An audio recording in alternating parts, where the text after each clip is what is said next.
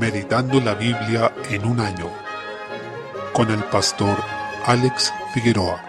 Día 11, mes 7. Primera de Crónicas, capítulo 11. Se presenta el reinado de David y se describe cómo fue su coronación en Hebrón, ciudad en la cual reinó 7 años y 6 meses. Desde el versículo 4 se expone la conquista que David hizo de Jerusalén, porque esa ciudad, hasta el tiempo de David, todavía estaba bajo el control de los jebuseos, que eran uno de los pueblos cananeos que Israel debía expulsar en el periodo de la conquista. Esta ciudad no solo sería crucial en la historia de Israel, sino que tomaría una significación espiritual y profética, refiriéndose al pueblo redimido de Dios en la tierra, que en el nuevo pacto es la Iglesia, y a la ciudad eterna en la que habitarán los salvados por Cristo ante la presencia gloriosa de Dios por la eternidad. Desde el versículo 10 se comienza a hablar de los valientes de David, donde había 3 hombres principales, Jasobeam, Eleazar y Sama, que no se menciona acá, sino que en 2 de Samuel 23:11. Además de ellos 3, había 30, y aparte de estos últimos, había otros que son mencionados como destacados guerreros. Vale la pena señalar que en el versículo 41 aparece Urías Eteo, lo que agudiza la traición de David, ya que lo que hizo fue entregar a la muerte a un hombre que fue su fiel guerrero, luego de haber adulterado con su mujer. Podemos aprender de estos hombres que hacían proezas para el Señor por fe, tal como decía William Carey: espera grandes cosas de Dios, intenta grandes cosas para Dios. La fe en Dios nos debe llevar a grandes obras para Dios. Si estos hombres estuvieron dispuestos a tales sacrificios y entregas por este rey humano que era David, ¿cuánto más nosotros como discípulos y súbditos de nuestro Rey Cristo tenemos también que estar dispuestos a entregar nuestras vidas y hacer grandes hazañas por Él y para Él, no para destacarnos